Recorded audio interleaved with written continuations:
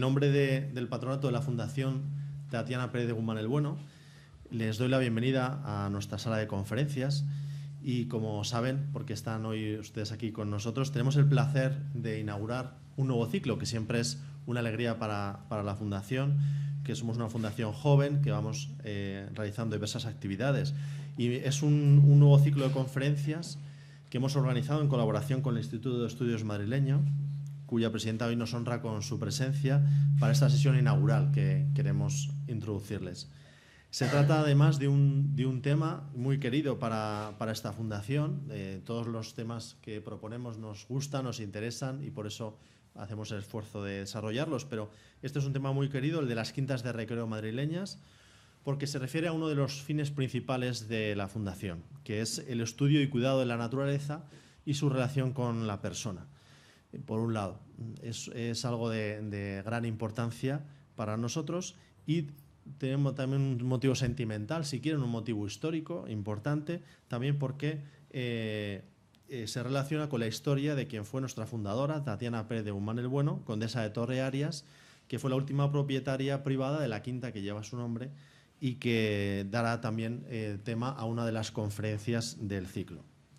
Por lo tanto, para la Fundación pues es un doble placer y les agradezco que al Instituto de Estudios Madrileños pues que hayan querido colaborar con nosotros en este ciclo, aportándonos en todo su conocimiento, todo su plantel de expertos que yo creo que han conseguido que este ciclo tenga un gran nivel académico y un gran nivel también de conocimiento histórico, no solamente de la parte medioambiental. Para nosotros, como les decía, para la Fundación, el tema de las quintas de recreo nos habla también mucho de ese cuidado y estudio de la naturaleza.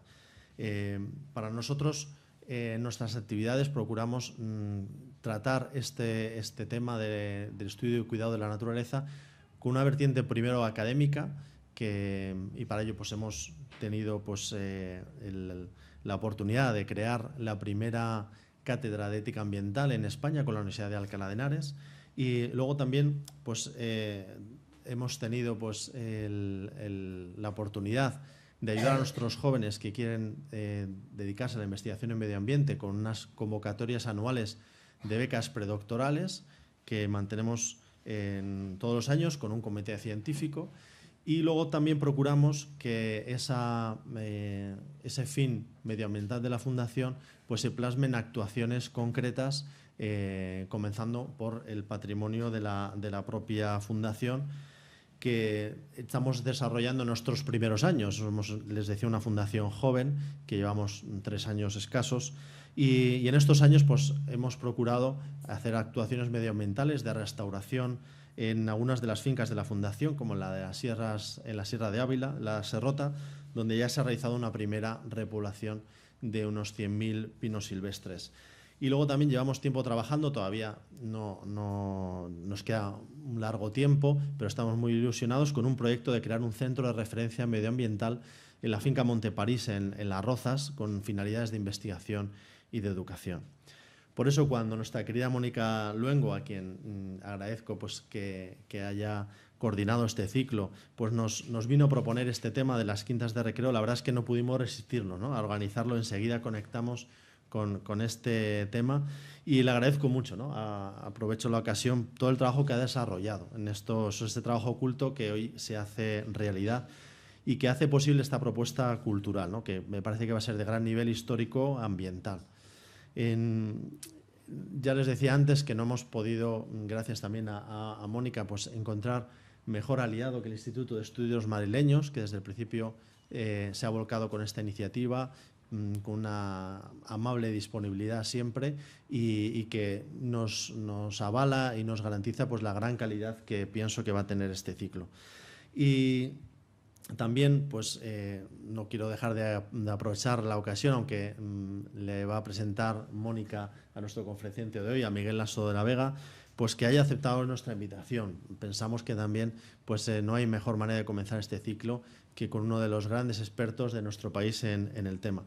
A todos ustedes les agradezco lógicamente su asistencia. Les pido disculpas porque el aforo, pues como ven, es limitado. Lo hemos a la vista de la expectación lo hemos ampliado lo más posible y les agradezco su paciencia también con los pequeños inconvenientes técnicos que yo les haya podido ocasionar.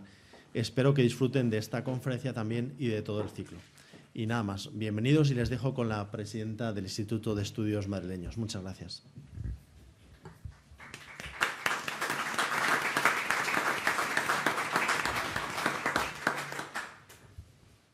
Muy buenas tardes. Yo solamente voy a hablar 2 minutos porque no quiero hacerlo muy largo para que podamos oír cuanto antes a Miguel Lasso de la Vega, que es una delicia todo el trabajo que ha hecho sobre las quintas de Recreo.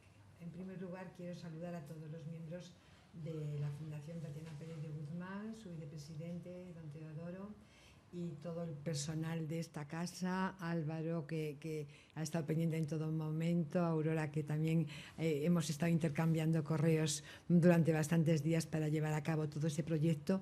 Muchas gracias, habéis hecho muy fácil para nosotros el desarrollo de todo esto. El Instituto, este año ya cumplimos 65 años dentro de los estudios madrileños. Es una institución que está en primera línea de fuego en Madrid en lo que a cultura se refiere. El Instituto de Estudios Madrileños tiene el cargo de cronista de la Villa de Madrid y además somos poseedores de la medalla de oro del Ayuntamiento de Madrid por los trabajos que han desarrollado todos nuestros compañeros a lo largo de los años. Ayer en el Casino de Madrid dimos una conferencia sobre el instituto para dar a conocer un poco qué era el instituto. Y yo misma, cuando empezaba a preparar la conferencia, me di cuenta el compromiso que he adquirido porque veía a los compañeros que me han precedido en el instituto, a tantísimos grandísimos historiadores, ¿no? Y yo digo, bueno, González Amezúa, Entrambas Aguas, Jacinto Benavente, no sé, un largo etcétera, Carmen Añón, que la tenemos hoy con nosotros aquí, una gran miembro del Instituto de Estudios Madrileños. Hay muchos compañeros que nos acompañan hoy. Y claro, dices, es un compromiso. Pues sí, estamos ahí, seguimos estando ahí, con mucha dificultad, cada vez es más difícil desarrollar los proyectos culturales, hay que trabajar mucho, pero en esta ocasión pues hemos contado con el apoyo de esta magnífica fundación y yo creo que este ciclo va a ser un ciclo muy interesante, va a ser un ciclo que nos va a enriquecer a todos y yo creo que espero que quede cumplido un poco lo que son las funciones de esta fundación, ¿no? Y que contribuyamos a el instituto, esta formación cultural que vamos a adquirir todos, entre un poco dentro de los preceptos de la Fundación Tatiana Pérez de Guzmán. Muchas gracias a todos. Yo creo que le vamos a dejar a Mónica que presente a Miguel Lasso de la Vega, que desde luego para mí tiene todo mi reconocimiento porque es un historiador de primerísima fila, aunque no es miembro del instituto, pero yo le recibiría ahora mismo con los brazos abiertos, si él quiere. Y nada, muchas gracias a todos por su presencia.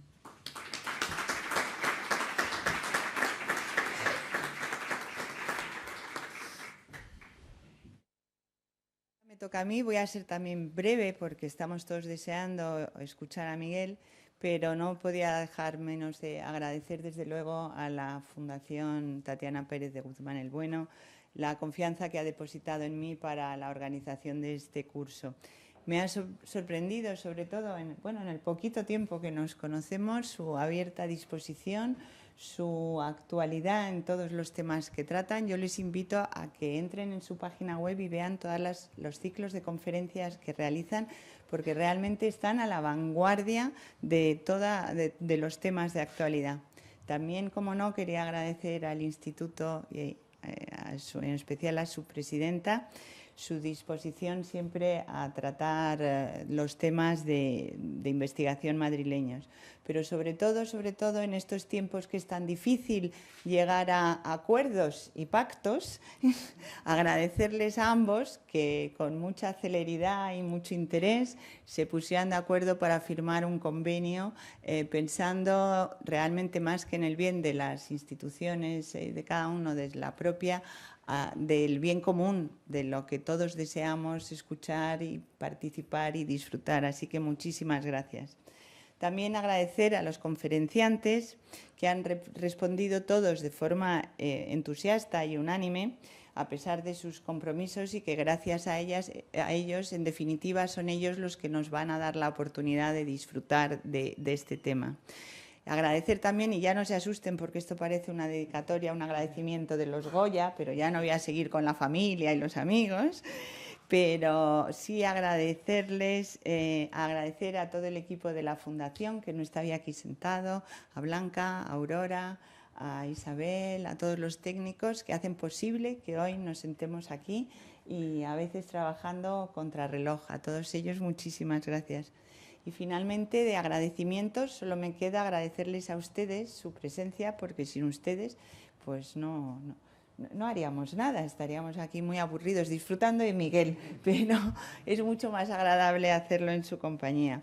Yo les había dicho a la Fundación que el tema de jardines suele siempre atraer mucha gente, porque es un tema amable y además ahora, con este tiempo primaveral que se ha abierto justo ahora el sol para la inauguración de este ciclo, ya ha cesado un poco esa lluvia que nos tenía un poco deprimidos estos días, pues, pero siempre le entra a uno, claro, el miedo de decir, estaremos luego 4.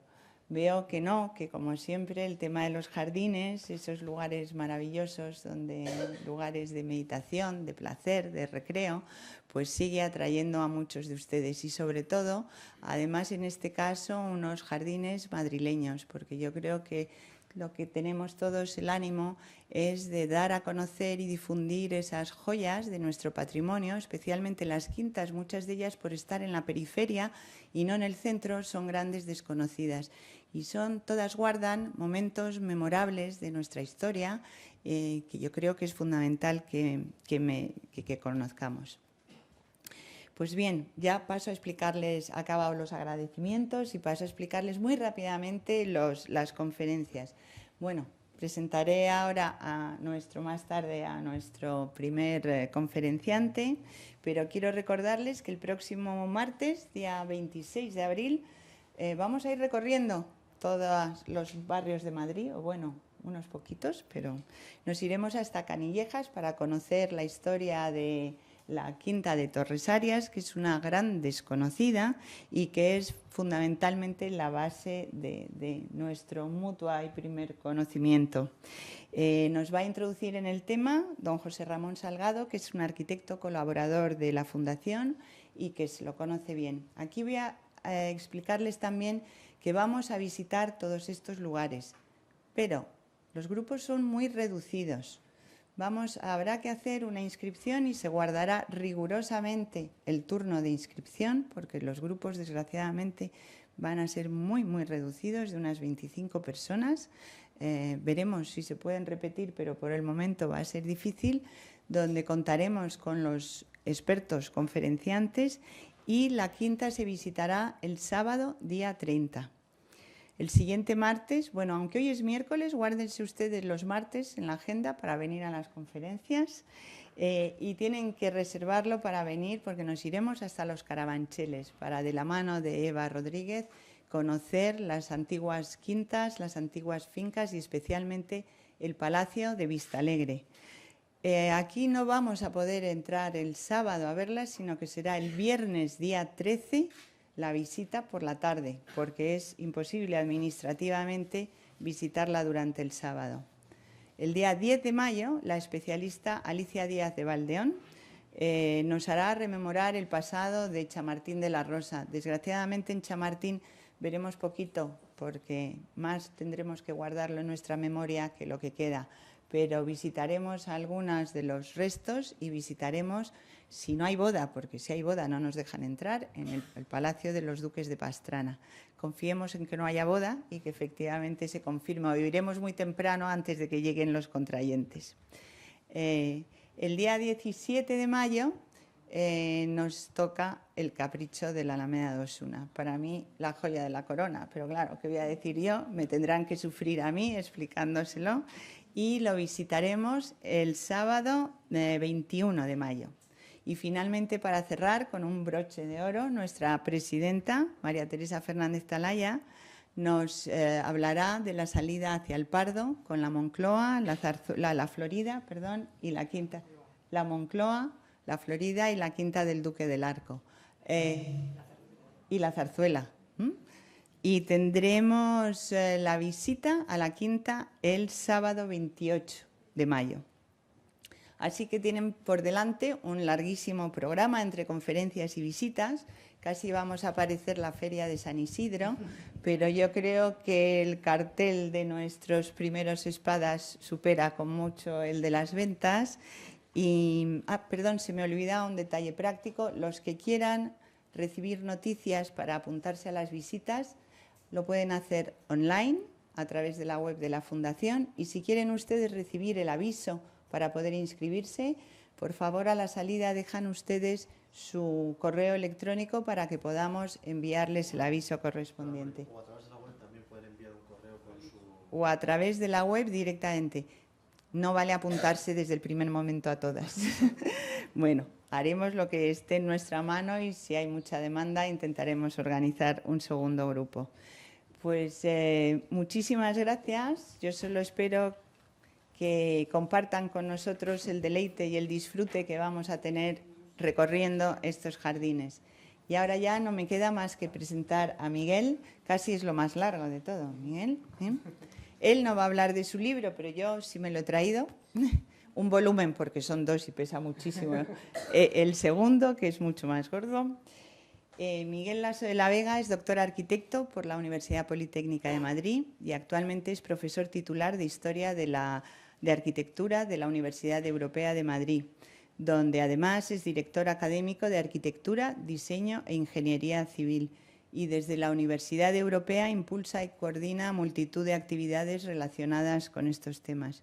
Su trayectoria es realmente impresionante porque ha sido responsable del Servicio Histórico del Colegio Oficial de Arquitectos de Madrid, director del Instituto de Arquitectura de la Fundación del mismo organismo, y ha dirigido y coordinado numerosos proyectos de investigación, entre los que destaca Arquitectura de Madrid, Periferia, Arquitectura del siglo XX en España, Zona Centro, Archivos de Arquitectura y la consiguiente colección Legados, y diversos registros para la Fundación Docomomo Ibérico, de cuya comisión técnica ha sido vocal. Entre sus obras más recientes, probablemente muchos de ustedes la conocerán, destaca la coordinación científica del libro Palacios de Madrid, que les recomiendo encarecidamente, es un tochazo interesantísimo que recoge, yo creo que todos los palacios madrileños. Poco debe quedar. Pero sobre todo le hemos invitado hoy por la magnífica tesis doctoral que presentó en 2004, que fue calificada cum laude y premio extraordinario, que era Quintas de recreo de la aristocracia alrededor de Madrid, los Carabancheles, Canillejas y Chamartín. Y esta tesis es la que dio lugar a esta publicación que les acabo de enseñar, que les será difícil encontrar porque ya yo creo que está agotadísima. Son ejemplares preciados y yo creo que no hay nadie mejor que él para introducirnos, hacernos una introducción general. Así pues, nada más, muchas gracias, siento haberles entretenido tanto y ahora ya vamos a disfrutar con Miguel. Muchas gracias.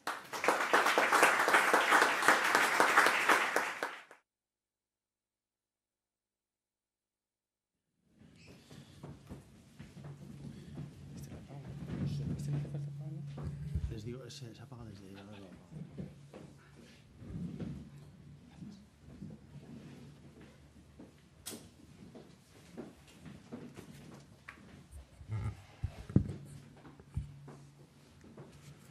Bueno, buenas tardes. Para empezar, muchas gracias a todos por su asistencia, especialmente a los que están de pie.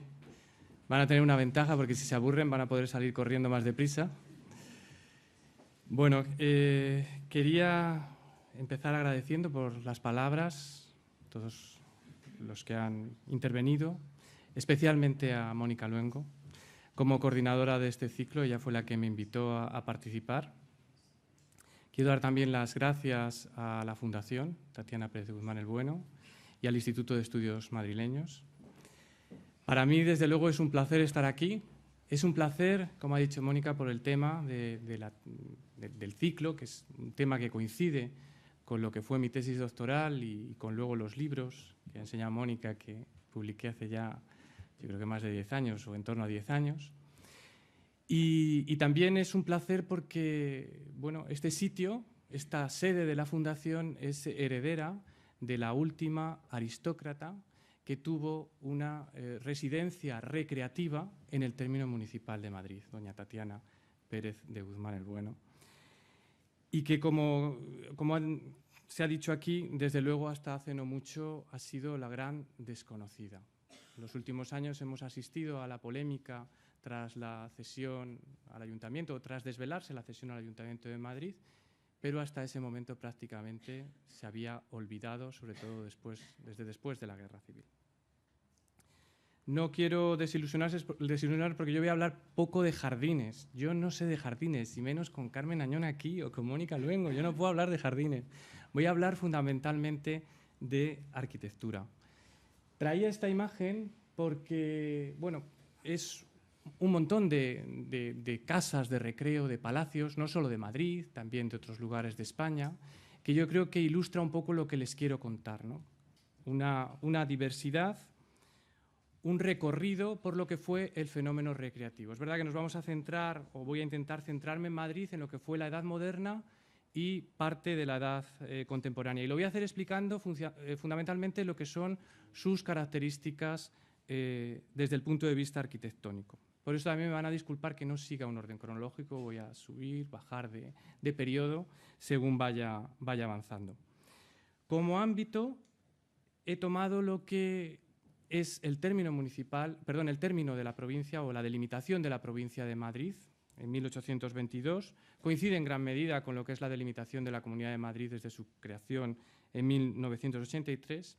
Nos vamos a centrar mucho también en lo que es justo alrededor de la ciudad, pero me he permitido ampliar este ámbito porque encierra en su interior una diversidad tal de arquitecturas para el recreo aristocrático que, a pesar de las desapariciones, de las muchas mutilaciones, consecuencia de muchas razones, consecuencia del paso del tiempo, consecuencia de la función residencial, además recreativa, tan endeble, tan circunstancial, y también de nuestro propio carácter, ¿no? El español poco respetuoso con lo temporal. Bueno, pues como digo, esa delimitación la convierte desde el punto de vista histórico en uno de los entornos europeos de mayor interés. Bien, frente a lo que fueron las afirmaciones de eruditos y viajeros españoles y extranjeros que a lo largo de los siglos, sobre todo XVIII y XIX, creyeron que Madrid estaba desprovisto de casas de campo en sus alrededores, decían que porque no teníamos afición a las mismas. Bueno, pues yo me empeñé en demostrar que eso no era así. Viendo este plano de Teixeira, pues ya nos encontramos con lo que es esta fuente castellana o el propio río Manzanares, con toda una serie de zonas verdes que ya nos están hablando, nos están contando que allí no hay solamente pues una zona árida, sino que una zona pensada también o de algún modo desarrollada desde el punto de vista del jardín, ¿no? Bueno, como les digo, me empeñé en demostrar que no era así, que esa cifra de residencias era muy superior, de residencias recreativas, muy superior a la que había acabado por convertirse en una verdad sin fundamento. La realidad es que aquellos visitantes no tuvieron en cuenta pues, varias cuestiones. Es verdad que esos alrededores de Madrid, aquí vemos algunas vistas desde, bueno, alguna como la calle Alcalá, pero otras desde lo que serían las afueras. Y aquí en este plano vemos también precisamente ese alrededor, es verdad, un alrededor pues, desforestado, ¿no? En general, excepto esas zonas que comentaba antes, unas inmediaciones polvorientas, decían estos viajeros, estos cronistas, en gran parte de sus orientaciones, que van a caracterizar a Madrid. Eso está claro y eso es innegable, ¿no? Pero lo que también está claro es que las clases privilegiadas, desde luego, lo que van a hacer es buscar el asueto, van a buscar el descanso, van a buscar el recreo. Esto está en la condición humana. Y lo van a buscar pues, fuera del límite cortesano, en lugares no inmediatos, en lugares a veces recónditos, pero donde encontraban las adecuadas virtudes para la fundación de sus casas de campo. Esa sería una primera razón, la búsqueda del lugar que tenga esas virtudes para esa fundación de la casa de campo. La segunda, decía antes del carácter hispánico, nuestro temple. Yo no sé si es herencia romana, árabe, no sé si multicultural, pero desde luego es un carácter propenso a aislarse, a encerrarse, a abrirse exclusivamente a los íntimos, a privilegiados mortales y no percibir el resto más que a veces pues austeros, anodinos, herméticos muros o fachada exterior, lo que sería la cerca, y detrás pues un arbolado espeso. Traigo esta imagen porque esta fue mi apreciación, por ejemplo, de esta quinta de Torre Arias que van a visitar. La foto es del 2006, yo me acerqué a esta finca mucho antes y era imposible verla de otra manera. Aquí yo creo que, bueno, estoy con un zoom, evidentemente, pero no se podía ver mucho más. El arbolado y detrás ahí se adivinaba lo que podía ser la casa-palacio. Y por último, también, otra razón que no tuvieron en cuenta estos cronistas, pues que la arquitectura privada en España, hasta el siglo XIX, va a hacer siempre poca gala de ostentación al exterior. Y eso, para los que la veían desde fuera, pues evidentemente va a causar el desprecio, sobre todo para aquellos que conocieron algunas de estas casas de campo. Hubo excepciones. Bueno, ahí en este plano que dibujé en su momento, bueno, pues se puede ver pues algunos de estos lugares que contaban o que estaban en los alrededores de Madrid, no dentro de lo que sería el término municipal o los límites de la villa, pero, como digo, algunos de estos lugares pues sí fueron visitados por algunos de estos eruditos como Antonio Ponz, este célebre viajero que a finales del siglo XVIII pues va a reconocer algunas de estas posesiones pues llenas de interés, como la posesión de la Alameda, de la duquesa de Osuna, que antes nos hablaba Mónica, de la quinta de la Moncloa, la finca de la Moncloa, de la duquesa de Alba, paraísos femeninos que Ponz va a proponer como modelo para la propagación beneficiosa de los plantíos. Desde luego, estos ejemplos que acabo de citar, citados a su vez por Ponz, pero también otros que Ponz o no conoció o no quiso citar, van a ser, desde luego, resultados comparables, incluso yo diría con ventaja, a otros foráneos. Bueno, Madrid, como el resto de las capitales europeas, y más tras su rápido desarrollo, Madrid tenía una posición privilegiada dentro de lo que es la península, y también por la instalación de la Corte en 1561, ese crecimiento lo que va a provocar inmediatamente es bueno, pues una sensación de ser una urbe de la que se quiere escapar. Esto nos sigue pasando hoy en día, ¿no? La ciudad muchas veces se quiere buscar el descanso y se quiere salir fuera de la ciudad, porque se entendía que era un cúmulo de vicios y las clases más favorecidas van a buscar, van a aliviar esa residencia que tienen más o menos permanente en Madrid mediante la creación de paraísos terrenales, santuarios de virtud, remansos de paz, espacios para el ejercicio del cuerpo y del espíritu, donde practicar la caza, la lectura, la contemplación, el paseo. En fin, les estoy hablando de lo que serían idealizaciones clásicas heredadas desde la época romana y que van a estar asociadas también, ¿por qué no?, a una exposición pública de la vanidad y, por supuesto, a una explotación agropecuaria de lo que es el entorno. Bueno, insisto, múltiples retiros campestres van a surgir en los alrededores de Madrid. Inicialmente serán para su nobleza local, a una distancia más o menos asequible. Posteriormente lo va a ser para la monarquía y para su corte cuando se instale en la villa y la convierta en foco principal de irradiación del fenómeno recreativo. Es una corte heredera de una época itinerante del medievo, que aunque mantenga la capitalidad en Madrid, se va a hacer permanente, como saben, a partir de 1606, pues no se va a resignar a ese pasado medieval. Va a cortar distancias, pero esa corte, esos soberanos, se van a trasladar a otros lugares próximos. Ahí vemos algunos de estos sitios reales, posesiones reales, a los que los soberanos se trasladan con su corte, creando otros polos de menor importancia, pero que a su vez van a irradiar también ese fenómeno recreativo. Estamos hablando ahí de lugares como el Pardo, como Aranjuez, como el Escorial, También fuera de la comunidad, Balsaín, La Granja, Río Frío, pero hubo otros muchos, Aceca, Bacia Madrid, la Casa de Campo, El Buen Retiro, la Moncloa, Vista Alegre, por citar algunos de los ejemplos. Y en ellos, como les digo, alrededor de ellos pues se va a generar también un residir aristocrático, aristócratas que quieren permanecer unidos a sus reyes o a sus privados. Bueno, si nos remontamos al Renacimiento, el alrededor de Madrid se va a mantener dentro de lo que es la órbita europea y especialmente italiana. ¿Por qué? Porque van a dar un uso renovado a lo que es la tipología fortificada, al castillo. Es una tipología que se resiste a desaparecer porque al exterior sigue representando ese poder feudal, pero el interior, y ese va a ser el cambio, va a desarrollar pues, el lujo, la comodidad, lo que es, diríamos, el espacio palaciego. Evidentemente, cuando se crean esas nuevas residencias con ese carácter fortificado, no se va a renunciar a lo que son los cánones vitruvianos, los cánones de Vitruvio para el emplazamiento de una villa, que tenga un saludable clima, que haya recursos acuíferos, fértiles tierras, caza copiosa, buena comunicación. Pero ese nuevo castillo que se va a fundar muchas veces en un sitio dominante, en un sitio elevado, le va a permitir a su propietario dos cosas. Por un lado, mantener lo que es el control hegemónico de lo que es la jurisdicción señorial y, por otro lado, obtener unas magníficas vistas. O sea que, de algún modo, se va a confluir lo militar, esa referencia fortificada, con la búsqueda de la belleza.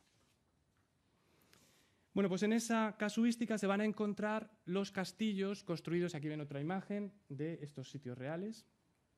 Bien, como decía, en esa casuística se van a encontrar los castillos construidos por la poderosa familia de los Mendoza, como saben, introductora del Renacimiento, por lo menos uno de los promotores de la introducción del Renacimiento en España, y para eso les traía ilustrando un castillo que no es de Madrid, como es este de la Calahorra en Granada, pero que es desde luego paradigmático, porque al exterior representa lo que sigue siendo una fortaleza y, sin embargo, nada al exterior parece demostrar pues, el interior palaciego que vemos en una imagen del patio, con estancias, con salas, que desde luego eran lugares donde se desarrollaba ese lujo, esa comodidad que les comentaba antes. Bueno, pues en Madrid también esta familia Mendoza va a tener dos castillos, o va a construir, o va a habitar dos castillos en el mismo lugar. En Manzanares el Real es una de las cabezas de su señorío, de sus estados, y van a tener dos castillos. Este es una imagen de los restos del más antiguo, se construye en 1390,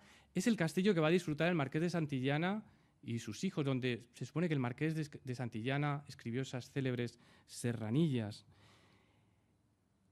Pero también van a construir otro más moderno, seguramente más en la mente de todos. Este se construye por el primer duque del Infantado, es decir, el hijo mayor, el sucesor del marqués de Santillana, a partir de 1475, con trazas de Juan Guas, del arquitecto Juan Guas. Bien, aparentemente son dos castillos similares. Este se construye también aprovechando los materiales del primero, por eso del primero pues casi no quedan más que bueno, pues los muros del piso inferior.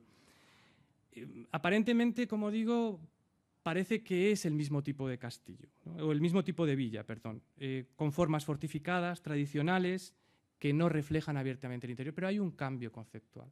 Desde luego, aquí vemos, y ya en este patio, desde luego de este castillo nuevo, que hay otro modo de residir en estas casas o en estos caserones fortificados. Y también hay una concepción diferente en cuanto a lo que es la ubicación, la situación. El primer castillo que hemos visto antes estaba situado en un cerro, la iglesia estaba situada en otro cerro y se producía un equilibrio paisajístico tan habitual en Castilla, ¿no? Creo que estamos acostumbrados a encontrarnos muchas veces esa doble ubicación. Y sin embargo, aquí ahora lo que hace el duque del Infantado es situar su castillo por encima de la iglesia. Es el momento en el que el poder civil absorbe también a lo que sería el poder religioso. La iglesia queda a la ladera, a los pies. Y esto va a ser todo un hecho simbólico de ese humanismo renacentista. Bueno, en cualquier caso, estos castillos nuevos no son otra cosa que un baluarte ante un enemigo inexistente, que van a recoger las experiencias toscanas, o por lo menos en un proceso paralelo, del 400, estas residencias promovidas por la familia Medici 3 décadas antes, y que van a tener una amplia acogida, este modo de resolver la villa recreativa hasta bien entrado el siglo XVI.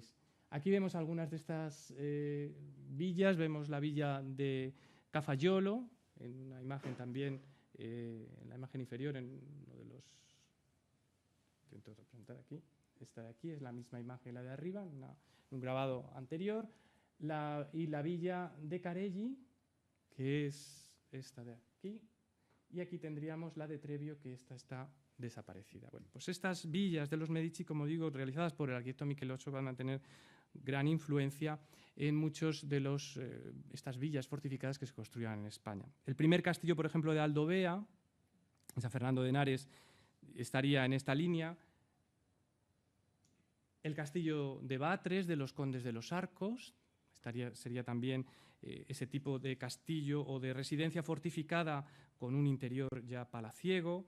Los castillos reconstruidos eran castillos existentes que se reconstruyen durante el Renacimiento, tanto este de Villoviciosa de Odón por los condes de Chinchón o los restos que quedan de los propios condes en su lugar de Chinchón.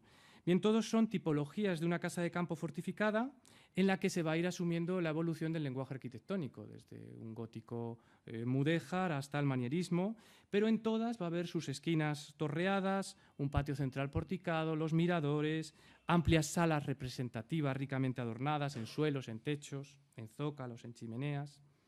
Hay más casas de este tipo, muchas casas, muchas ya no tenemos imágenes. Tenemos, por ejemplo, pertenecientes a lo que sería el linaje de los Cárdenas, esta quinta de los Carabancheles, de Carabanchel de arriba, que luego va a ser la quinta de los condes de Miranda y luego de la emperatriz Eugenia y de los condes de Montijo, aquí ya transformada en las imágenes que ven, o con una mayor claridad en cuanto a ese carácter fortificado en esta casa de campo de Campillo, comprada por Felipe II también a esa familia de los Cárdenas. Aquí ven ese volumen cúbico muy potente, como una torre del homenaje. Tenía un patio, aquí lo vemos al interior, en toda su altura. Recuerda en gran medida, es verdad que sufrió transformaciones en el siglo finales del XVI y principios del XVII, pero recuerda en gran medida la solución a otras castellanas como la Casa Blanca de Medina del Campo, de los que no les he traído una imagen. También, a pesar de que tiene un carácter más excepcional, vamos a encontrar referencias militares en esta casa, en este palacio de los marqueses de Villena en Cadalso de los Vidrios, donde encontramos un jardín murado, el Andito rodeándolo, caprichosos matacanes, garitas. Ahí vemos estos elementos más propios de la arquitectura fortificada. Es verdad que aquí ya hay un cambio evidentemente mucho más avanzado en cuanto a lo que es la concepción recreativa. Ya hay una naturaleza asociada a lo que es el palacio, con una clásica ordenación y zonificación del entorno, con esa gradación característica de bosque, huerta, jardín, casa, que va a ser muy propio de los sitios reales, van a tener o van a alcanzar su cenit por lo menos en los sitios reales. Bien, a medida que vaya avanzando el siglo XVI, lo que son las referencias militares en las quintas de recreo se van a ir diluyendo en pro de otras manifestaciones que van a ir recogiendo, pues, con el paso del tiempo, la influencia extranjera, ya no solo italiana, también flamenca, dentro de ese proceso renovador que va a sufrir la arquitectura con la dinastía de los Habsburgo. No se va a producir una sustitución del tipo, en mi entender lo que se va a producir es una evolución del tipo, en el que, conservando de la villa fortificada lo que era la posición topográfica hegemónica, los cubos de los castillos van a ser reemplazados por torres esquineras, achapiteladas, más ligeras. Los muros ciegos se van a perforar con vanos abalconados, se va a mantener cierta austeridad, pero ahora los patios porticados ya sí que se van a mantener según cánones clasicistas. Va a haber galerías corridas, logias hacia el jardín y la escalera principal pues, va a adquirir un papel determinante. Es una nueva representación del poder que va a invadir no solamente a los edificios oficiales, sino también a las residencias principescas y, desde luego, en la que los alcázares de los reyes pues, van a ser, de algún modo, el paradigma de esto que les estoy contando. Y aquí vemos pues, imagen del Alcázar de Toledo, antes de la destrucción, durante la Guerra Civil, del Alcázar del Pardo o del Alcázar de Madrid. y que van a acabar creando un modelo marcadamente hispánico. Bien, este campo cercano a Madrid, más o menos cercano a Madrid, se va a salpicar de casas de recreo nobiliarias con ínfulas señoriales, donde al menos no va a faltar una torre, donde siempre esa torre va a ir asociado a ese carácter de mirador. Son villas o caserones torreados que se levantan muchas veces asociados a que ese lugar es señorial, a ese lugar pertenece a ese aristócrata. Muchos de la nobleza o de la corte, de los cortesanos que acompañan a los monarcas cuando se instalan en Madrid, pues van a intentar comprar lugares del entorno donde tener pues, ese lugar recreativo y donde construir su propia residencia de temporada. Y también pues, van a, de algún modo, marcar esos caserones con lo que va a ser una entrada, con una portada coronada heráldicamente. Bueno, pues muchas fincas donde a veces no es tan perceptible como los ejemplos que he enseñado ese carácter fortificado, van a mantener una cierta herencia, diríamos. Por ejemplo, traía esta casa que fue del contador Francisco de Garnica, construida en el siglo XVI. Bueno, realmente la vemos aquí en una antigua imagen. Esta casa luego fue muy transformada, fue comprada por los duques de Pastrana en el siglo XVII, en ella intervino Juan Gómez de Mora. Por documentos se sabe que contaba con un torreón. Aquí vemos la planta, los jardines asociados, imágenes de esos jardines antiguos. También podríamos incluir dentro del mismo grupo esta casa de los condes de Villamor, construida por los condes de Villamor a finales del siglo XVI, que es la actual Quinta de Torrearias, ya con las transformaciones del siglo XIX, pero que en origen se sabe también que contaba con su propio torreón. La casa de campo del embajador alemán Juan Keffenhuller en Arganda del Rey, proyectada por Patricio Cajés en 1594. Aquí vemos a este embajador orgulloso siendo retratado con su casa de campo. Este es el estado actual, ya muy transformado. Ya les hablaba antes de las mutilaciones y transformaciones que han sufrido todas estas casas de campo. También la de los Ortega, la casa de los Ortega en Fuencarral, que vemos aquí, los López de Ortega, la de Peralta en Ambite, los vizcondes de Ambite, también la llamada de Godoy en Villaviciosa de Odón o la de Mondéjar en Corpa. Como vemos, son casas de los siglos XVI, XVII, que mantienen esa estructura de su torreón, de su portada coronada o por lo menos marcada con la heráldica, con el propietario. Y son una extensa lista llena hoy de ausencias de transformaciones. Bien, todos estos ejemplos que responden a este tipo torreado, de planta cuadrangular, aquí estamos viendo como ejemplo la de los condes de Miranda, la que hablábamos antes de los Cárdenas en los Carabancheles, una planta de planta cuadrada. Bueno, ya se recogen ciertas transformaciones en torno a un patio, podían ser en L, como hemos visto la de Keffenhuller, podían ser en U, esta posiblemente se cerró con posterioridad. Aquí vemos el patio que tenía, con este resalte, que es este mismo.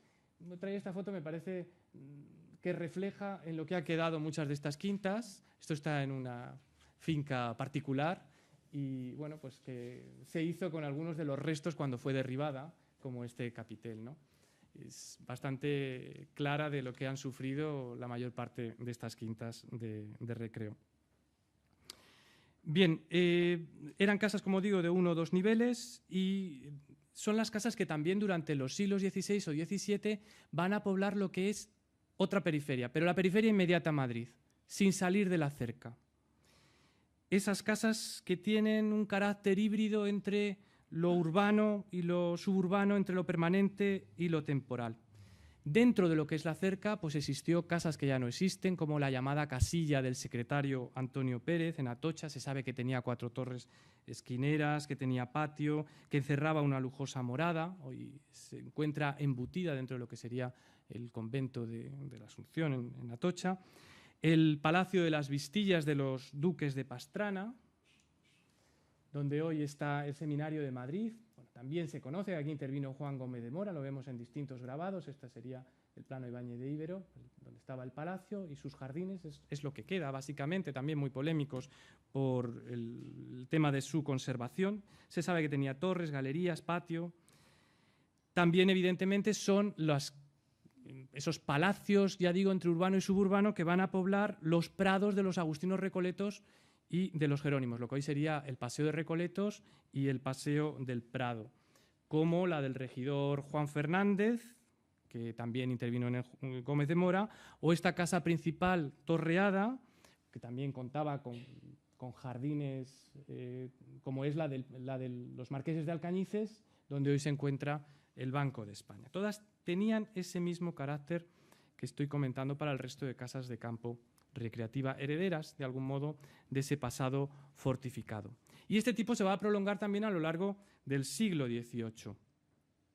Y en ese sentido, con ese mismo sentido señorial y como heredero de esto que digo, de esta tipología fortificada, pues habría que mencionar el Palacio de Goyeneche en Nuevo Baztán, esta obra de José Benito de Churriguera, para el secretario don Juan de Goyeneche.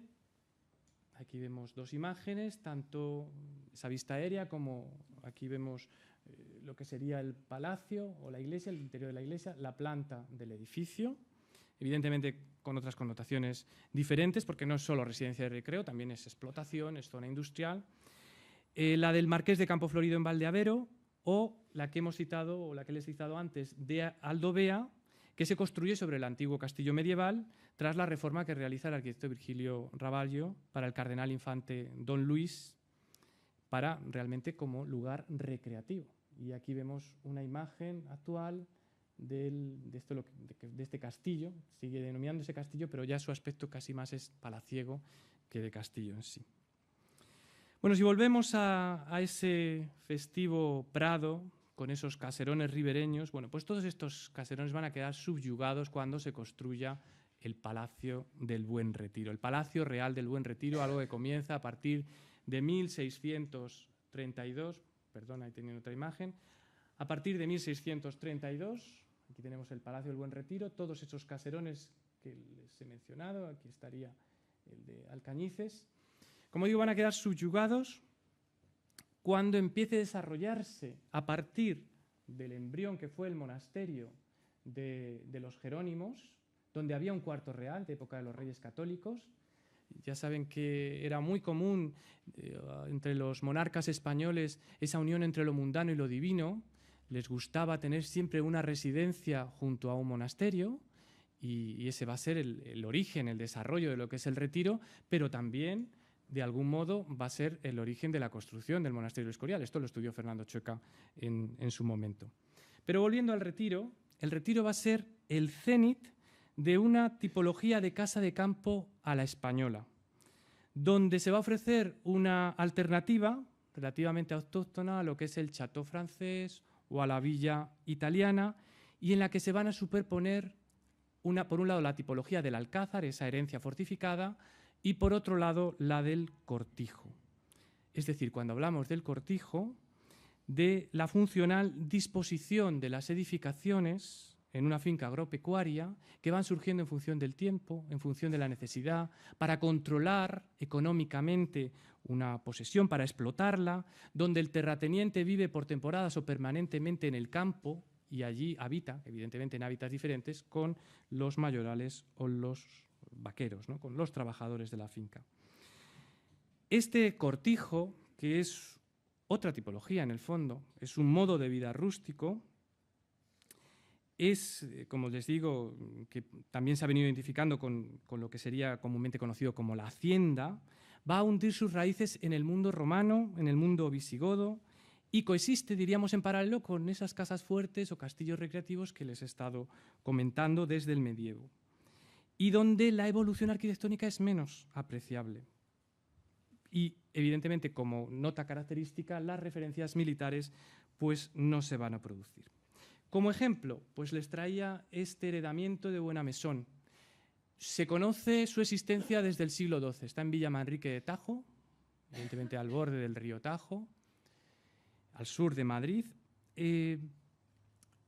Como les decía, sí hay noticias desde el del siglo XII, los reyes se lo ceden a los monjes de la Orden de Santiago, los monjes de Uclés, que lo van a utilizar como lugar de descanso, como lugar de veraneo.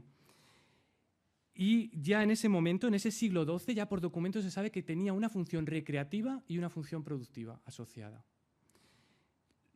4 siglos después ya hay, por documentos se sabe que hay edificaciones principales y secundarias claramente distinguibles, que contaba con jardines, con huertas, con alamedas, con bosque, con cazadero, que había dehesa para el ganado, que había una gran parada de molinos en el propio río. Este conjunto, que ven aquí las imágenes en su situación actual, diríamos lo que se conserva estaría en torno al siglo XVII, está por estudiar con más profundidad, con un sector noble, que veríamos aquí, con su patio porticado, y aquí estaría la parte auxiliar, no tengo imagen, estaría en esta zona, en torno también a un corral, es algo también muy característico, se puede ver en la quinta de Torrearias, hay un patio principal, un patio secundario, y en medio la iglesia. Esta iglesia con su planta de cruz latina, con su cimborrio, con su fachada de piedra granítica, que es quizá el único elemento que daría esa referencia, diríamos, a lo fortificado, a casa fuerte, a casi lo militar, ¿no? Bien, lo que nos va a permitir en este tipo de casas reconocer qué es lo principal y qué es lo secundario, pues va a ser la ordenación compositiva, la dignificación de la zona principal frente a la zona secundaria.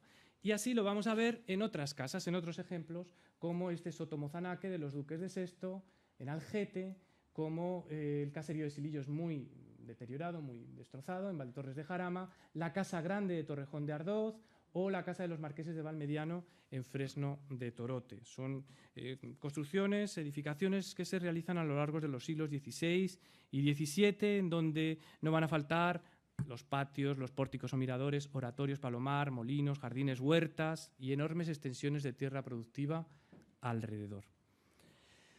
Bien, aunque parezca evidente, pues no todos los ejemplos de villas, de casas de campo son fácilmente asignables a una y otra tipología, ni siquiera esa combinación que hemos visto entre la casa fortificada y el cortijo que veíamos al Buen Retiro como paradigma del mismo, ¿no? Va a haber excepciones, va a haber palacios o palacetes aislados donde la influencia italiana es más palpable, a veces formalmente, a veces no tanto, más conceptualmente, pero es más palpable. Porque ya fueron concebidos así, con esa intención de diferenciarse, de construirse de otra manera. Son, desde luego, residencias que se alejan formalmente de ese carácter fortificado, mantienen algunas una cierta herencia desde el tema de la permeabilidad entre exterior e interior que va a afectar a la relación entre lo que es la arquitectura y el paisaje, pero la característica principal es que son residencias que responden a un proyecto unitario, un proyecto para casino, para belvedere, incluso también para gran palacio. Luego veremos una imagen del Palacio de la Florida, ¿no? Van a ser, como digo, casinos que responden a un bloque rectangular, cerrado, abierto en L o en U, sin torres, con patios inexistentes, a veces mínimos, sin galerías en fachada. Ejemplos que les traigo, pues la casa para Felipe II en la Fresneda, en el Escorial, que ven aquí, caserón, austero, sin patios al interior. Aquí vemos una imagen en su estado actual. La propia casa de las 7 chimeneas, en su estado actual, y cómo era. Esta casa construida a la italiana, así lo dicen los documentos, realizada para un comerciante, Baltasar Cataneo, por el arquitecto Andrea del Urano, en 1584. En los documentos lo dice, construida a la italiana. También se podrían incluir el casino de la Huerta de Miraflores, en la Fuente del Berro, que levantó el duque de Frías en 1609, tras su estancia en Italia. Lo hizo para albergar ahí sus colecciones artísticas, es profeso. Una casa donde disfrutar de lo que se había traído durante su estancia en Italia. Con salas se sabe que estaban pintadas al fresco, tenía un desván con palomar y algo importante, el mirador. El mirador nunca puede faltar, la vista, la búsqueda de la belleza en el paisaje de alrededor. Más tardía, porque ya es del siglo XVIII, es la Casa de las Batuecas, de la condesa duquesa de Olivares, en el Camino del Pardo, que fue proyectada por Pedro Rivera en 1728 y de la que no quedan, que yo sepa, restos. Pero eso seguro que María Teresa se lo sabe mejor que yo. Bien, dentro de esta diversidad y frente al castillo, caserón recreativo, productivo, compacto, cerrado, aparte de estos caserones que responden a un bloque unitario, construido como un proyecto unitario de una vez, también va a haber otras, no tan cerradas, sino más abiertas, con logias, con pórticos que se van a convertir en el elemento más importante normalmente de la fachada, donde ahora sí va a haber una mejor relación entre lo que sería la arquitectura y el paisaje. Van a ser volúmenes horadados que van a romper la austeridad a través de esa ligereza que le proporcionan las galerías, aunque mantengan un modo de hacer a la española, muchas veces en construcción, materiales o en la decoración. El palacio que les mostraba antes de Cadalso de los Vidrios, de principios del siglo XVI, podría responder a ese tipo de residencia singular, pero más claramente esta casa de campo de los Vargas, que luego va a adquirir Felipe II, con su planta en uso, con sus novedosas dobles galerías, que vemos aquí. Las dos, tanto esta como la anterior, la de Cadalso de los Vidrios, dentro de lo que sería la órbita del arquitecto Alonso de Covarrubias. Pero podríamos encontrar más ejemplos, como esta Casa de los Frailes, también en la Fresneda, también obra de Gaspar de Vega, como la del Rey que acabamos de ver, 6 años posterior, que se traza alrededor de un patio cuadrado, totalmente clásico, ya lo vemos. Sin embargo, introduce elementos más ajenos a lo que sería de algún modo la influencia italiana, como este hastial escalonado dentro de lo que sería la arquitectura flamenca. Podríamos incluir también esta casa nueva de Monesterio, esta son su situación actual, cómo estaba, en origen cómo fue construida o reconstruida a finales del siglo XVI o principios del siglo XVII, o incluso la propia casa o palacete de la Zarzuela en el Pardo, tanto esta como la anterior, la de Monesterio, con ya claras influencias paladianas. Mira, todas van a adornar magníficos jardines que van a ir evolucionando también conforme pase el tiempo, desde unos primeros vergeles, recoletos, geométricos, en los que va a permanecer presente la huella musulmana, hasta los renacentistas, horizontales, aterrazados en distintos niveles, conforme a un eje, hasta los manieristas o barrocos, donde ya no es la influencia italiana solamente, progresivamente se va introduciendo la francesa a través de la perspectiva, la escenografía. En unos y otros va a haber como algunas pautas comunes, todos son jardines cerrados, murados, como comentaba al principio, alejados de la vista de los curiosos, para uso y disfrute exclusivo del propietario, rodeados de bosques o cazaderos cinegéticos.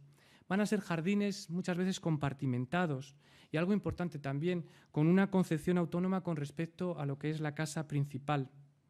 Algunas veces solamente se va a relacionar el jardín con la casa principal de un modo visual, y muchas veces también no va a haber ni siquiera correspondencia en cuanto a ejes compositivos. Y esto va a dar lugar también a un jardín, pues un tipo de jardín netamente español, si no me equivoco, y con el permiso de aquí las paisajistas excelsas. Bien, en estos jardines la traída de agua pues va a cobrar vital importancia, va a construirse albercas, estanques, no solamente para el riego, también para la pesca, la navegación, islas artificiales, cenadores en ellos. También van a ser utilizadas para la representación teatral, para las naumaquias, y ahí traía pues 2 ejemplos de estos estanques, de estos lagos, donde se sabe que se celebraban este tipo de acontecimientos, porque eran todo un acontecimiento pues, para la propia corte, ¿no? Como el mar de Ontigo, la Naranjuez, lo vemos en un grabado de principios del siglo XIX y en su estado actual, o del propio estanque, el estanque grande del Buen Retiro, también en 2 imágenes de principios del XIX y actualmente. Jardines que se salpican de grutas, de cascadas, de rías, de fuentes, de templetes, de toda clase de caprichos que van a ir progresivamente adornando con mayor cuantía los jardines, que van a ir evolucionando desde el punto de vista de la técnica, del arte, naturalezas fingidas en el fondo al servicio del hombre. Y esto va a seguir desarrollándose así, no voy a entrar en lo que es la historia del jardín hasta el siglo XVIII, ya la entrada del jardín paisajista, pero hay algo importante, y es que va a llegar un momento en que si al principio este jardín es un complemento de la arquitectura, en estas quintas recreativas, con el paso del tiempo, la arquitectura va a quedar sometida al jardín. Lo importante va a acabar siendo el jardín y no tanto el palacio o el edificio principal. Para contar esto, un arquetipo, pues lo va a contar María Teresa el próximo día y también se va a contar en la visita, pues tendríamos esta quinta del Duque del Arco, en el Pardo, donde vemos pues, un caserón supuestamente trazado por ingenieros o arquitectos franceses hacia 1727, un caserón sencillo, austero, pero bueno, que no tiene más objetivo que situarse en un promontorio desde, aquí lo vemos, desde el que observar este jardín, sin ejes tampoco de relación. Su importancia es visual. Este jardín que se extiende como un vergel, como una alfombra, como una belleza verde desplegada, pero siempre también vallado y aislado. Situaciones que se van a repetir en este palacio y jardín de La Moraleja, ya desaparecido, pero donde está hoy esta zona de Madrid de La Moraleja, esta zona residencial, este palacio, fijémonos también en este jardín separado, murado, vallado, este palacio que es de herencia fortificada, estarían dentro de esa herencia torreada, ¿no? Y también con seguramente ahí vemos esas ventanas, tendrían miradores desde los que poder observar ese jardín cerrado, ¿no? Ese jardín privado. También era así, y en esa relación entre jardín y palacio, el que transforma o el que desarrollan los duques del Infantado en Chamartín, en esa finca que fuera de Garnica que veíamos antes, una transformación se realiza hacia 1747, y también en el nuevo castillo de Aldovea, del infante Don Luis, esta imagen va un poco después, o en la casa de los condes de Priego en la Alameda, que va a ser el antecedente, ¿no? Y luego ya nos hablará Mónica el próximo día, y también desde esa casa se divisaba ese jardín de la Rana, ¿no? También esa relación, ¿no?, visual. Bueno, si en La Moraleja y en Aldovea las casas principales mantenían ese esquema torreado, ya hemos visto que la del Duque del Arco, desde luego ya no, porque cuando nos vamos adentrando en el siglo XVIII, las referencias militares prácticamente desaparecen, hay una nueva dinastía, los Borbones, y van a promover otro tipo ya de arquitectura. Una arquitectura que no solamente va a ser para la residencia permanente, para los edificios oficiales, sino también va a acabar invadiendo a esta residencia de temporada, a esta residencia recreativa. Se va a terminar imponiendo en el campo. En cualquier caso, no es un modelo nuevo. Estos antecedentes de influencia italiana, y ahí sí que ya va este Palacio de la Florida, al que antes insinuaba o citaba o medio mencionaba, y ahora les muestro ya con su imagen un palacio situado a las afueras de Madrid, donde hoy está la montaña del Príncipe Pío. Existió este palacio y yo cuando veo esta imagen siempre me sorprendo de que no quede ningún resto del mismo. Me parece sorprendente, un palacio del siglo XVII. Yo creo que tiene que ver también esto que les hablaba, ¿no?, de este carácter español tan poco respetuoso a lo temporal, porque si no, no encuentro grandes explicaciones. Yo creo que en otro país este edificio no habría desaparecido. Bien, pues es un edificio que está fuera de la cerca, pero tiene esa condición también medio residencia permanente, medio residencia temporal. En él, desde luego, hay una influencia italiana clarísima. Por eso les digo que hay antecedentes de una influencia italiana muy clara, muy evidente. Este marqués de Castelrodrigo pues, tuvo una embajada extraordinaria en Roma y allí, sin duda, debió conocer pues, lo que fueron las construcciones de la época. Palacios, a mí me recuerdan a muchos de estos palacios en un promontorio, ¿no?, la edificación en relación con lo que serían los propios jardines, ¿no?, como la Villa Poggio Imperial en Florencia, la Garzoni en Colodi, en Luca, o la Villa Borghese en Roma, vemos aquí la Aldo Brandini en Frascati, pero hay muchos más ejemplos que se podrían haber citado, son todos ejemplos del siglo XVII, un poquito anteriores incluso algunos a esa embajada extraordinaria del marqués de Castelrodrigo. Bien, en cualquier caso, la mejor expresión madrileña hoy de esa corriente clasicista, de esa influencia italiana, pues va a ser el palacio del infante Don Luis en Boadilla del Monte. El infante ha dejado el capelo cardenalicio, ha renunciado a él, ya con su hermano, con Carlos III, cuando está asentado en el trono, y le encarga una residencia a las afueras de Madrid, que se la encarga al arquitecto Ventura Rodríguez en 1763, donde vemos una residencia en la que ya el exterior empieza a contarnos otras cosas, ¿no? O sea, ya no es un caserón austero, hay unas torres, sí, pero son torres miradores, son torres livianas que sobresalen por encima del edificio. Hay una verdadera relación con el jardín, hoy en gran medida, bueno, totalmente desaparecido, pero donde se producía una verdadera unidad entre jardín y arquitectura, no esa manera española que veíamos antes, ¿no? Es una premeditada, o por lo menos hay una clara influencia de lo que sería ese mundo italiano. Como digo, el palacio ya no se esconde, se abre en su esplendor, se abre hacia la población hacia la que se asienta, y esto va a ser característica común de muchas de estas nuevas residencias que se van construyendo en estos, diríamos, mediados del siglo XVIII. Hay palacios urbanos que en el mismo Madrid van a hacer guiños al campo, porque van a estar construidos muy cerca de la cerca, y valga la redundancia, ¿no? Concretamente, les traía dos ejemplos. El Palacio de los Duques de Liria, el Palacio hoy de los Duques de Alba, construido, en el que también va a intervenir Ventura Rodríguez. El edificio, ya saben que durante la guerra, ahí vemos los interiores, pero durante la guerra quedó completamente destruido y no quedó más que lo que es la fachada exterior. O lo vemos también en el Palacio de Buenavista, construido este sí para los Duques de Alba. Intervino primero Ventura Rodríguez, luego Juan Pedro Arnal. Son palacios coetáneos, construidos en un promontorio, pero dentro de la ciudad, ya con clara, desde luego, clara intención de ser vistos. Y donde existe ese intento de encerrar la naturaleza en lo que serían los límites de la ciudad. Esta intención de la nobleza de encerrar la naturaleza al principio se va a producir en estos márgenes de Madrid. Luego, en cuanto los medios de comunicación lo permitan, pues se van a ir alejando progresivamente de la ciudad. La residencia permanente se va a ir alejando de la ciudad. Bien, desde mediados del siglo XVIII, la influencia francesa, concretamente versallesca en la familia real, pues va a dar lugar a una nueva o renovada tipología, lo que llamamos la casita o bagatelle. Y digo renovada porque nuevamente nos encontramos con también algunos modelos anteriores en España que, aunque no sean similares desde el punto de vista formal, sí que lo son desde el punto de vista funcional. La citada Casa de Campo, que antes hemos visto, la propia Zarzuela o esta Torre de la Parada, también desaparecida en el Pardo, con un carácter, una marcada función cinegética, con esa potente torre, con su chapitel flamenco. Son casas pensadas para pasar una jornada. Esto es lo que le diferencia a otras casas de campo que hemos visto. Casas a las que acudía el rey, el príncipe, el aristócrata, y normalmente en una jornada, y volvía a su residencia permanente o temporal.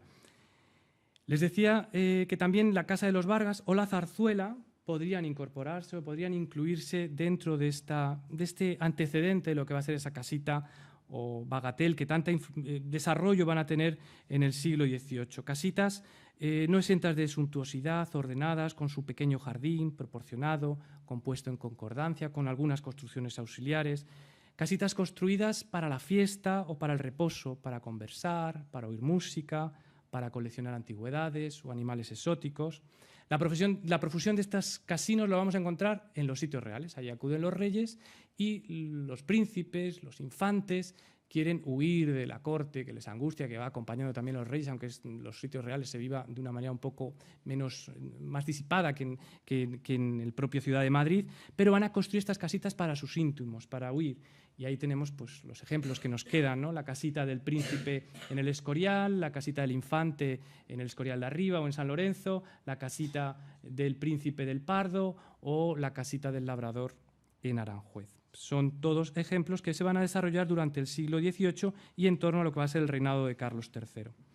Bien, estas casitas van a ser un modelo a seguir por la nobleza y la burguesía para sus residencias campestres. Ya no con ese sentido de solo de una jornada, de pasar, un ir y volver, sino de residir como temporada. Van a ser el ejemplo desde el punto de vista tipológico, el modelo desde el punto de vista tipológico. Son casitas, por eso, o casas para la nueva aristocracia, para la burguesía, que no van a tener un amplio programa. Por eso no van a tener patio interior como organizador de los espacios, pero lo que no les va a faltar nunca va a ser un observatorio, un lucernario, un lugar desde donde divisar, desde donde ver su entorno, desde donde ver el jardín. A veces ya no es esa posesión enorme muchas veces, pero por lo menos ese jardín que rodea a la propia edificación. Bueno, estaríamos así ya en el finales del siglo XVIII. Antes hablaba de que es el momento en que se introduce el jardín paisajista, el momento de esa alameda de los duques de Osuna, de este palacete de la Moncloa para los duques de Alba, de los que se va a hablar en este ciclo, donde el tipo de jardín, como decía, ya es un jardín diferente. Es el jardín que también podemos ver en este Casino de la Reina, en Madrid, que también se puede ver o se podía ver, perdón, con menos pureza en esta quinta de Goya, la quinta del Sordo, junto al puente de Segovia, y sobre todo se va a observar ese jardín ya no muy puro desde el punto de vista paisajista, pero con esos paseos muchas veces sinuosos, pues van a venir a dominar lo que van a ser las fincas de recreo de los Carabancheles. El siglo XIX, desde el punto de vista recreativo, va a tener en los Carabancheles, en Madrid me refiero, y posiblemente yo diría casi hasta me atrevería a decir en España, van a tener la máxima expresión. Y en Vista Alegre, de la que también hablará la profesora Rodríguez Romero en los próximos días, esa propiedad de la reina María Cristina va a tener la consolidación de lo que es el jardín paisajista. La reina va a configurar esta quinta o esta finca de Vista Alegre sobre la adquisición de distintas quintas recreativas entre los años 32 y 36, pero lo importante en lo que hoy les quiero contar es que se va a convertir en foco de atracción y de asentamiento de otras muchas fincas en los alrededores. Yo llegué, cuando estudié los Carabancheles, a contabilizar hasta 100 palacios y casas de temporadas a mediados del siglo XIX que van a tener, de alguna manera, una dependencia o van a tener una gran influencia precisamente a esa construcción de Vista Alegre. Es una nueva nobleza, ya no es la nobleza de viejo cuño, es una nobleza ahora de extracción burguesa, que se apiña alrededor de la monarquía liberal, ya no le interesa esa exclusividad territorial que daba lugar al aislamiento, esos caducos ideales señoriales ya están derogados y lo que le interesa ahora es la competencia de la puerta con puerta en el derroche de la belleza, de la riqueza, de la opulencia, de la innovación, del prestigio, de la representación social. Es otra sociedad, es una nueva sociedad que va a conformar, y sin pretenderlo, precisamente por la proximidad de sus residencias, núcleos urbanos rodeados por extensos vergeles, casi diríamos unas ciudades jardín. En el resto de la Comunidad de Madrid se va a producir una situación análoga, por ejemplo, la tendríamos en la población de Aranjuez, ahí veíamos, ejemplos de, este ejemplo ya desaparecido, de lo que fue el palacete de Ceriola, ahí vemos esta estructura piramidal con siempre ese lucernario, ¿no? O esta finca de Yumuri, cómo era y cómo se encuentra en la actualidad. Dos ejemplos de los Carabancheles. Les decía que en el resto de la Comunidad de Madrid y concretamente en Aranjuez, los reyes siguen acudiendo, los siguen utilizando como lugar de estival, como lugar de descanso y sobre todo con lo que va a ser el desarrollo del ferrocarril a partir de 1651, pues va a dar lugar también alrededor de la residencia de los reyes de toda una serie de palacios y jardines en torno al palacio para esos nuevos cortesanos. Incluso también para la antigua nobleza, porque aquí vemos la casa que se construye en los condes de Oñate, que se la encargan al arquitecto del rey, al arquitecto real José II de Lema. Es un caprichoso chalet, un cottage pintoresco de madera, de rasgos alpinos, que va a ser la residencia principal en su posesión que van a tener allí en Aranjuez los condes de Oñate. Bien, en todos estos nuevos palacetes, el mirador, el balcón, la elegante torrecilla va a seguir siendo un elemento imprescindible desde, como les decía, ver el horizonte, pero ahora ya en el XIX la arquitectura va a ser completamente ecléctica, está influida por distintas corrientes, se impone sobre volúmenes porticados, amansardados, torreados románticamente, y así tendríamos ya muchos ejemplos. Este palacete de Luis Guilú, en Chamartín de la Rosa, conocido como Duques de Pastrana, pero nunca fue de los Duques de Pastrana.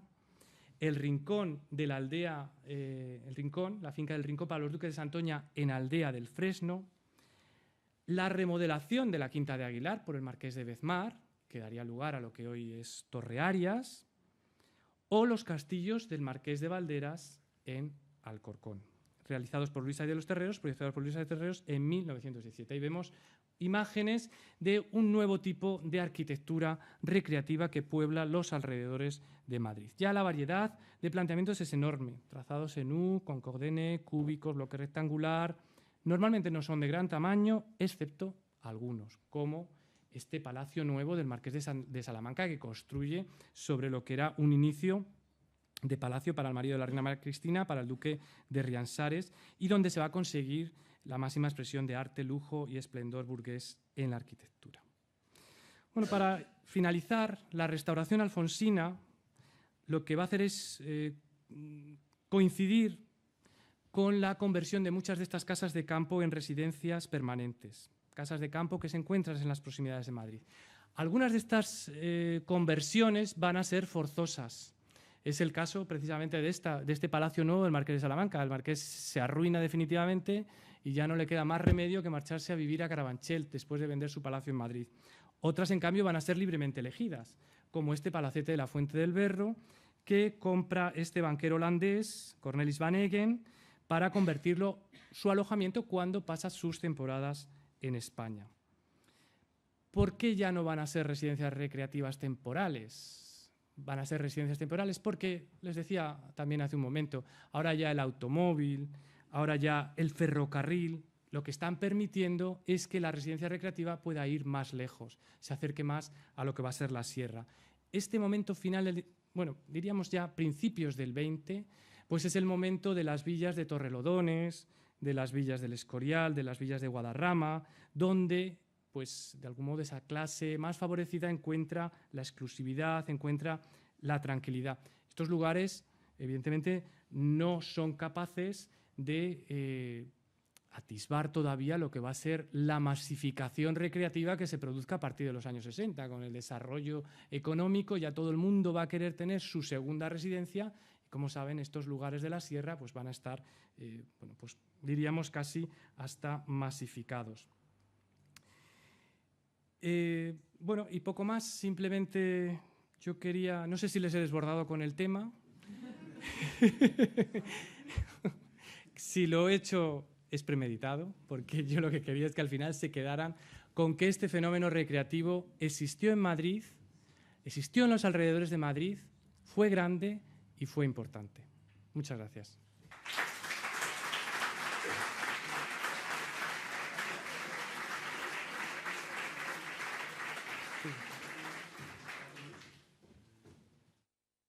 Miguel, muchísimas gracias. Yo creo que esto nos ha servido a todos para irnos ahora a casa y llorar por todo lo que ha desaparecido, pero nos quedan cosas por ver. El martes que viene tenemos una cita y así empezaremos un poquito a conocer un poco más estas maravillas que nos has enseñado, que desde luego nos enseñan que en Madrid tampoco era ese poblachón manchego del que tan mala fama nos ha dado, ¿no? Muchísimas gracias, Miguel, ha sido precioso. Perdón, sí, si alguien quiere ahora mismo preguntar algo, sí, es el momento de pillar a Miguel. Profesor, muchas gracias por su lección magistral. Quería hacer una pregunta brevísima. En comparación con el mundo italiano, paradiano, ese carácter mixto de las villas paradianas de residencia y de explotación agrícola, no lo hemos visto aquí mucho, es decir, en jardín.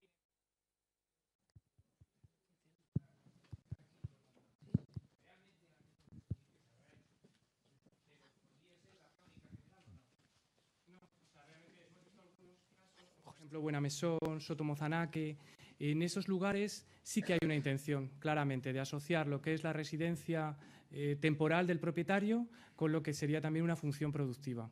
Sí que se produjo, es verdad que asociados a grandes posesiones recreativas. Y quizá no, a lo mejor, con la extensión también hay que ver un poco el carácter, las virtudes que tenía ese entorno próximo, ¿no? Pero no se dio, evidentemente, con zonas como en el Véneto, ¿no? En Italia, donde evidentemente bueno, pues están salpicadas de todas esas posesiones donde se mezcla lo recreativo y lo productivo. Pero desde luego también se dio en España. Excepto en algunos casos que hemos visto, sobre todo cuando va pasando ya al siglo XVII y XVIII, desde esos que tienen a lo mejor un origen del XVI, se produce ahí también, ¿eh? Esa asociación de algún modo a ese terrateniente que quiere disfrutar del lugar, no solamente producir. Los propios carabancheles, por ejemplo, las primeras fincas que surgen en el Carabanchel, la de los Cárdenas, no solo era la finca murada, tenía enormes extensiones de terreno alrededor que producían. La de los Torrearias, igual, no solo era la finca murada donde estaban los jardines, la huerta, sino que por fuera tenía enormes extensiones también de terreno dedicadas a la producción cerealística o de viñedos, pero también.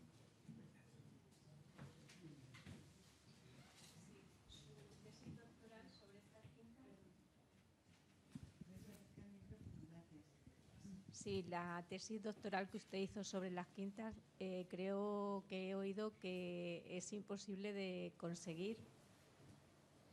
¿Dónde se puede? Bueno, no sé si queda un ejemplar.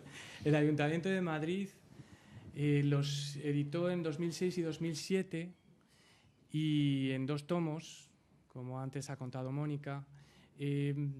Yo no sé, yo creo que en la Casa del Libro, hasta no hace mucho, yo creo que daba algún ejemplar, me parece, pero yo creo que está muy agotada. Pero es posible que se encuentren. Así como la otra que también ha mencionado Mónica, de Palacios de Madrid, que tiene otro carácter diferente, esa sí que sé que creo que no quedan ejemplares, y es posterior, pero es del 2010. ¿Y en ellas habla de, por ejemplo, la colonia de la prensa? No, o sea, yo, al final, el fenómeno, cuando yo me introduje en este tema, vi que era tan amplio que tuve que acotarlo. Y por eso me centré fundamentalmente en Canillejas, en Chamartín y en los Carabancheles.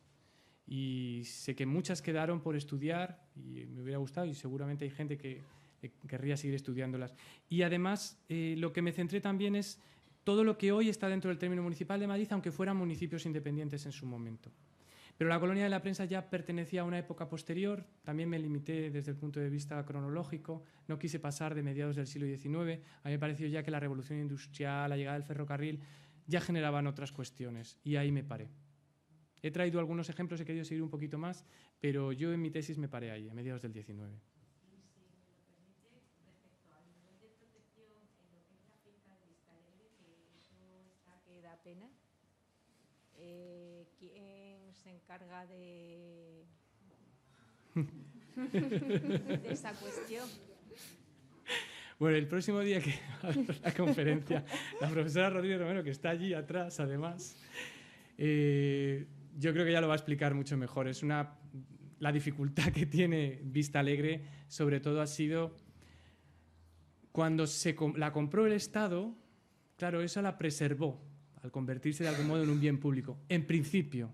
Pero aquello se empezó a dividir en diferentes usos, acabaron siendo dependiendo de distintos ministerios, de los ministerios de distintas consejerías, y claro, aquello es una relación de propiedades a las que es muy difícil poner de acuerdo para intentar recuperar una finca que, bueno, a mí me parece que es una pena, porque yo creo que, insisto, seguramente en otros países no estaría en el estado en que está.